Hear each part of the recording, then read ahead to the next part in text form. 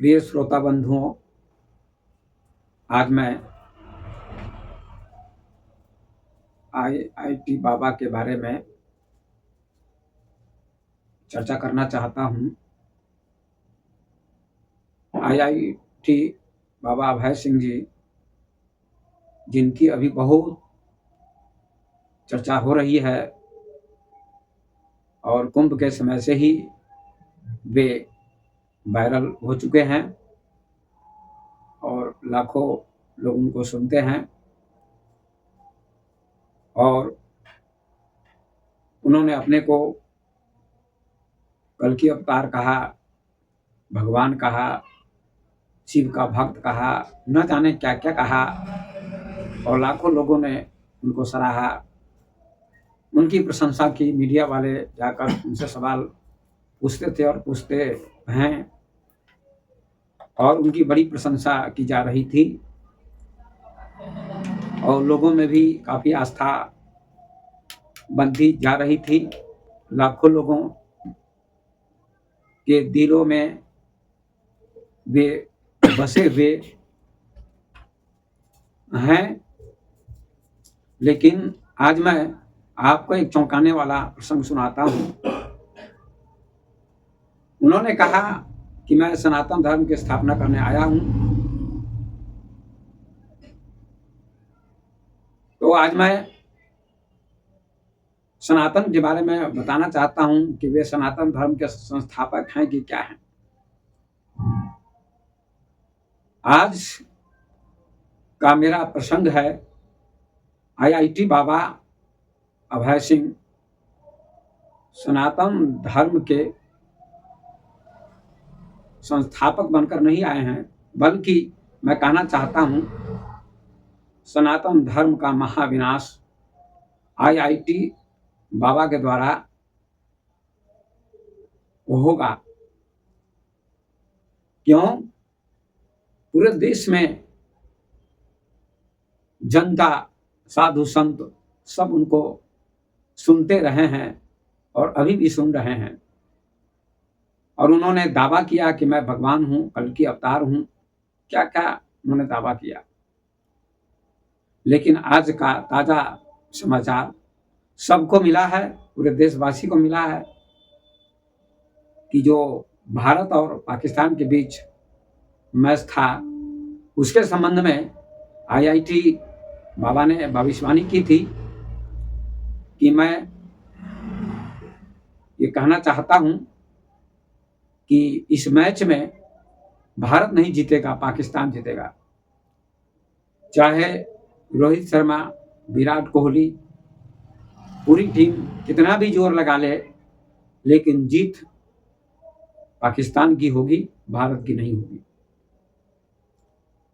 लेकिन ठीक इसके विपरीत रिजल्ट निकला, पाकिस्तान हार गया और भारत जीत गया। और उस आईआईटी बाबा के संबंध में जो अब दूसरी खबर मिल रही है कि वह बाबा ठग है, ढोंगी है, पाखंडी है, धूर्त है। और ये कथन सत्य है, क्योंकि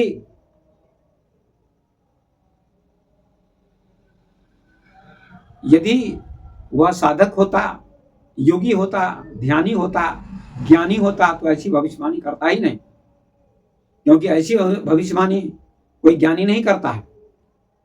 बुद्ध ने ऐसी भविष्यवाणी नहीं की, महावीर ने ऐसी भविष्यवाणी नहीं की, शंकराचार्य ने ऐसी भविष्यवाणी नहीं की, विवेकानंद ने ऐसी भविष्यवाणी नहीं की, और भी महापुरुषों ने ऐसी कोई भविष्यवाणी नहीं की कि फला जीत जाएगा। जो मेहनत करेगा वो सफलता पाएगा। महापुरुष कहते हैं मेहनत करो, सफलता मिलेगी। लेकिन इस पाखंडी आईआईटी बाबा ने ये दावा किया, भविष्यवाणी की, उसमें भी इंडिया के पक्ष में नहीं, पाकिस्तान के पक्ष में, कि पाकिस्तान जीतेगा, इंडिया हार जाएगी, इंडिया की टीम हारेगी। ये क्या है? देश द्रोह है। ये आईआईटी बाबा देश का द्रोही है, भारत का द्रोही है, जिसको लोग इतना पूछते थे, लाखों लोगों ने सराहा, प्रशंसा की, और उसने भारत के ऊपर इतना बड़ा गलत चिंतन दिया, गलत सोचा कि भारत हारेगा, पाकिस्तान जीतेगा, वह देश का द्रोही है और देशद्रोह के जुर्म में उसको सजा मिलनी चाहिए। क्योंकि जिस पत्ते पर खाता है उसी में वह छेद करता है। वह नमक हराम है, भारत का खाता है और गीत गाता है पाकिस्तान का, दूसरे देश का। और फिर भी लोग कहते हैं कि सनातन धर्म की स्थापना करने आए हैं। बहुत बड़े ज्ञानी हैं, विज्ञान और अध्यात्म को जोड़ने के लिए आए हुए हैं, अवतार हैं। ये कितना दुर्भाग्य है, ऐसे लोगों की पूजा होती है जिसकी वाणी पर कंट्रोल नहीं है, जो नशेड़ी है, नशे में बोलता है, कुछ का कुछ बोलता रहता है, वाणी पर कंट्रोल नहीं है। ज्ञानी समझकर बोलता है, योगी समझकर बोलता है, उसकी वाणी संयमित होती है, वह अनाप शनाप नहीं बोलता है, जिसको लाखों लोगों ने देखा, सराहा, चाहा। और ऐसा व्यक्ति ऐसा बोलेगा कि भारत हार जाएगा। मैं दावे के साथ कहता हूं पाकिस्तान जीतेगा, लेकिन उल्टा परिणाम आया और आज उसके ऊपर थूका जा रहा है। ये सही है, बिल्कुल है। भारत में ज्ञानियों की पूजा नहीं होती है, ढोंगियों की पूजा होती है। बुद्ध की पूजा नहीं होती, महावीर की पूजा नहीं होती है, कबीर की पूजा नहीं होती है, अष्टावक्र की पूजा नहीं होती है, ओशो की पूजा नहीं होती है। जिन्होंने सत्य का मार्ग दिखाया, जो ज्ञानी थे, ध्यानी थे, बुद्ध पुरुष थे, और ऐसे महापुरुष के स्थान पर ढोंगी की पूजा हो रही है। तो आज उसकी ढोल की पोल खुल गई, ढोल में पोल, और कहता है सनातन धर्म की स्थापना करने आया हूं। मैं कहता हूं सनातन धर्म का महाविनाश IIT बाबा के द्वारा होगा। यह सुनकर आपको बेचैनी होगी, आप आश्चर्य करेंगे, लोगों के मन में खलबली मचेगी कि सनातन धर्म का विनाश कैसे हो सकता है। अवश्य होगा, ऐसे व्यक्ति के द्वारा सनातन धर्म का पतन ही सनातन धर्म का विनाश है। क्यों? ये व्यक्ति गांजा पीता है, सिगरेट पीता है और कहता है मैं योगी हूं, मैं शून्य हो गया हूं, मैं अवतार हूं। और आचरण देखिए कैसा है। ये युवकों को क्या शिक्षा देगा? हमारे देश की संस्कृति कहती है सनातन धर्म के जो ग्रंथ हैं, वेद, उपनिषद, गीता, ब्रह्मसूत्र, उनमें सदाचार की शिक्षा दी गई है। सदाचार का अर्थ होता है आचरण अच्छा हो, विचार अच्छा हो, वाणी अच्छी हो।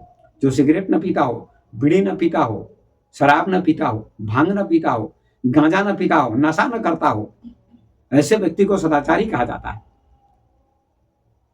और बुद्ध ने भी पंचशील के सिद्धांत की स्थापना की, पंचशील के सिद्धांत का प्रचार किया।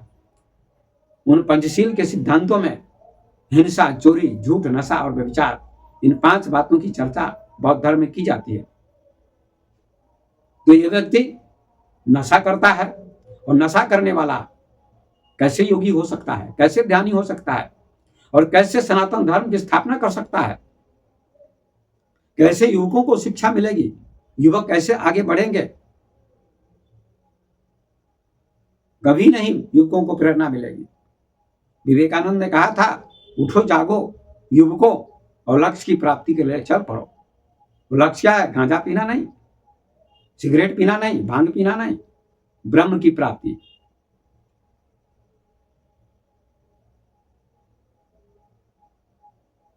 और ये बाबा कहता है मैं अवतार हूं, तो किसी उपनिषद में अवतारवाद की चर्चा नहीं है, न वेद में अवतारवाद की चर्चा है।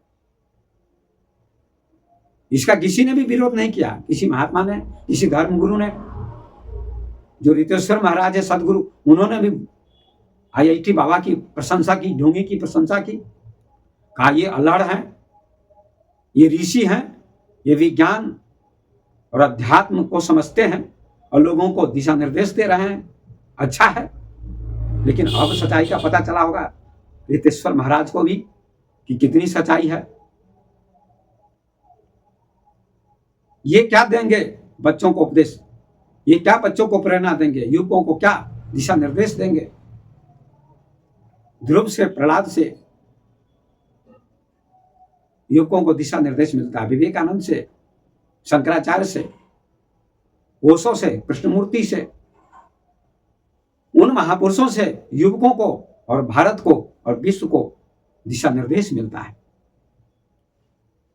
इस भंगेड़ी से, इस नशेड़ी से, इस बेहोश आदमी से युवकों को क्या प्रेरणा मिलेगी, क्या शिक्षा मिलेगी, कैसे भारत आगे बढ़ेगा, कैसे सनातन का विकास होगा। सनातन का विकास नहीं बल्कि सनातन का विनाश हो सकता है, सनातन का पतन हो सकता है। हालांकि सनातन का पतन कभी नहीं हो सकता, जो सनातन को पतन करने जाएगा उसी का पतन हो जाएगा। सनातन का अर्थ सत्य है, तो सत्य का तो विनाश होता नहीं है।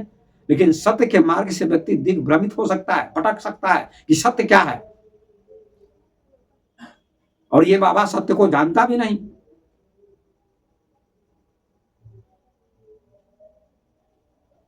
आचरण अच्छा नहीं,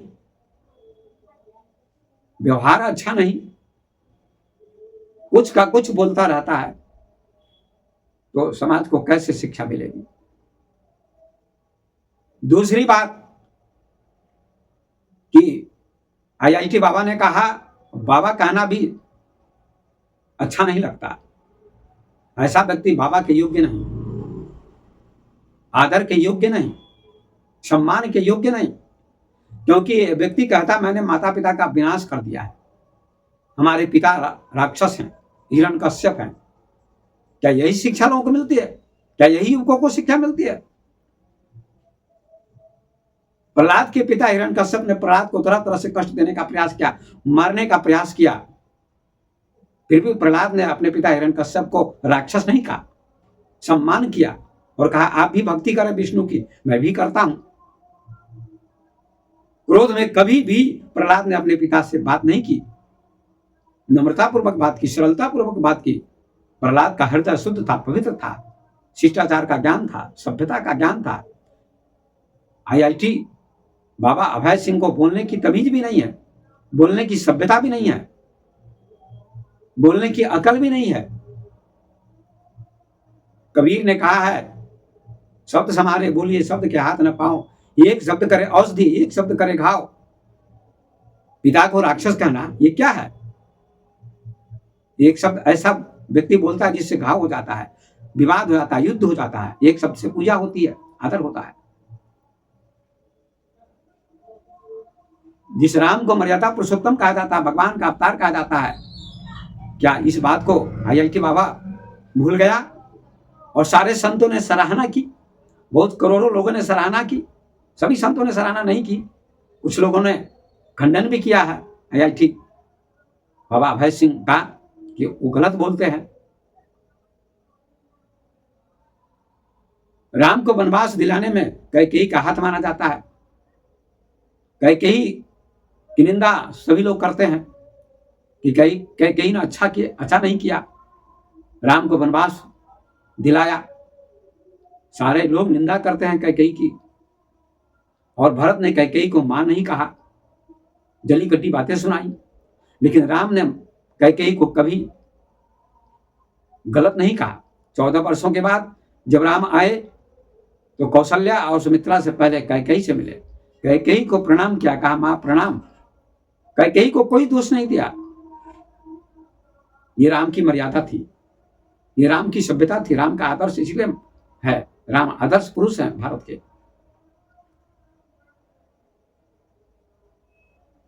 तापस भेष विशेष सुदासी, 14 वर्ष राम वनवासी। दशरथ जी से कहा था कैकेयी ने कि तपस्वी के भेष में 14 वर्ष का वनवास राम को होना चाहिए और मेरे पुत्र भरत को गद्दी मिलनी चाहिए, राज्य मिलना चाहिए। ऐसी कैकेयी को भी ऐसे कठोर वचन बोलने वाली कैकेयी का भी सम्मान किया राम ने, इसलिए राम को मर्यादा पुरुषोत्तम कहा जाता है, राम का सम्मान किया जाता है। उस राम को क्या IIT बाबा नहीं जानते? क्या उस आदर्श को नहीं जानते कि माता पिता गुरु के प्रति राम ने कैसा व्यवहार किया? प्रातः काल उठ के रघुनाथा, माता पिता गुरु ना भई माथा, सुबह सुबह उठकर राम माता को, पिता को और गुरु को प्रणाम करते थे। ये उनकी दिनचर्या थी, ये उनका आचरण था। क्या इस आचरण को भूल गया IIT बाबा? क्या राम ने माँ को गाली दी, पिता को गाली दी, कहा माता पिता का मैंने संहार कर दिया, पिता राक्षस है, ऐसा कहा? क्या कैकेयी को कहा राम ने कि तू राक्षसी है? ऐसा कभी नहीं कहा। इसलिए तो उनको भगवान माना जाता है। और ये थोड़ी इंग्लिश जान गया तो अहंकार हो गया, और सारे लोग हाथ उठाए हुए थे, इंग्लिश जानता है, इंग्लिश जानता है। इंग्लिश क्या विवेकानंद नहीं जानते थे, जिन्होंने भारत का सिर ऊंचा किया अमेरिका में जाकर शिकागो धर्म सम्मेलन में? क्या वो इंग्लिश नहीं जानते थे? क्या वो माता पिता का सम्मान नहीं करते थे? क्या इस बात को भारत नहीं समझता है? क्या लोग नहीं समझते हैं IIT बाबा के मानने वाले? इसको समझने का प्रयास करें आप लोग। IIT बाबा पागल हो गए हैं, बेहोशी में बोलते हैं।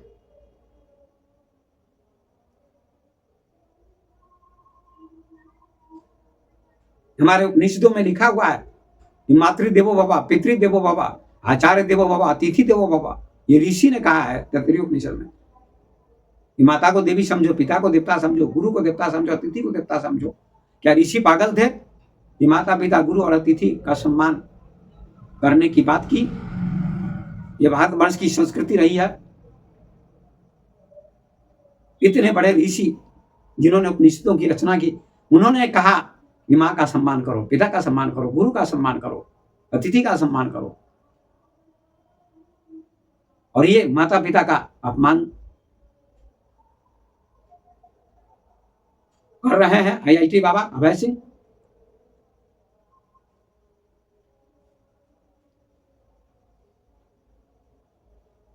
उस जैसे ज्ञानी का भी इस व्यक्ति ने अपमान किया, कहा कि उनको धर्म का ज्ञान नहीं था, अध्यात्म का ज्ञान नहीं था। तुम्ही को ज्ञान है, एक कौड़ी का ज्ञान नहीं है। दीपक तुलना करे सूर्य से तो कैसे तुलना हो सकती है? तुम दीपक हो, वो सो सूर्य थे।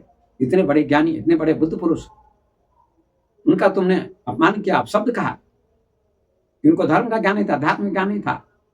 वो तो धर्म के स्तंभ हैं, अध्यात्म के सागर हैं। इसलिए महापुरुष का सम्मान करो, पिता का सम्मान करो, माता का सम्मान करो, और सही रास्ते पर स्वयं चलने का प्रयास करो। IIT बाबा तुम भटके हुए हो,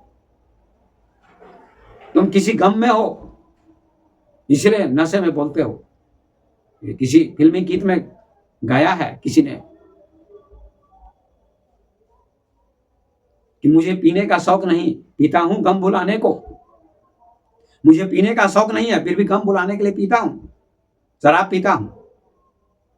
ये भी किसी गम में है, और गम को भुलाने के लिए ये दिखावा करता है ऊपर से कि मैं ज्ञानी हूं, मैं अवतार हूं, मैं शिव का भक्त हूं, मैं योगी हूं, मैं शून्य हो गया हूं, मैं चेतना में स्थित हूं। तुम लोगों को भटकाते हो, जगाते नहीं हो। जागा हुआ पुरुष दूसरों को जगाना जानता है।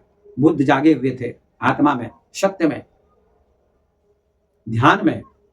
महावीर, अष्टावक्र, शंकराचार्य, विवेकानंद, पतंजलि, गोरख, कबीर, ओशो, ये सारे महापुरुष जागे हुए थे जिन्होंने समाज को दिशा निर्देश दिया। तुम तो सोए हुए हो। इसलिए ये योगी कहलाना छोड़ दो, आदत का सुधार करो, नहीं तो बहुत, जैसे अभी आप लोग सारे लोग आपके ऊपर थूक रहे हैं। कभी भी कोई भविष्यवाणी नहीं करनी चाहिए, कभी भी कोई भविष्यवाणी नहीं करनी चाहिए। महापुरुष कोई भविष्यवाणी नहीं करते हैं। महापुरुष केवल प्रेम का मार्ग, ज्ञान का मार्ग, सत्य का मार्ग बताते हैं लोगों को। इस पर चलो। तो तुम्हारा जीवन सुधरेगा, अच्छा होगा, सनातन धर्म का विकास होगा, भारत का विकास होगा, भारत में शांति होगी, विश्व में शांति होगी, लोगों में शांति होगी। और ये कहते हैं मैं शिव का भक्त हूं, शिव से मेरी बात होती है। अरे द्वैत की बात करते हो, अद्वैत में कोई बात नहीं होती है। अद्वैत में तो एक ही ब्रह्म है, सर्वम खलविदम ब्रह्म नानास्ति किंचन। छांदोग्य उपनिषद कहता है सारा जगत ब्रह्म है, सभी ब्रह्म के रूप हैं, तो तुम अवतार कहां से आ गए? और शिव कोई गांजा पीते थे, कोई भांग पीते थे, कोई सिगरेट पीते थे कि तुम पीते हो और कहते हो मैं इनर्शिया तमस में जाने के लिए ये सब लेता हूं, गहराई में जाने के लिए। गहराई में जाने के लिए तो ध्यान है, इसकी क्या जरूरत है? ध्यान करेगा तो इसकी कोई जरूरत नहीं है।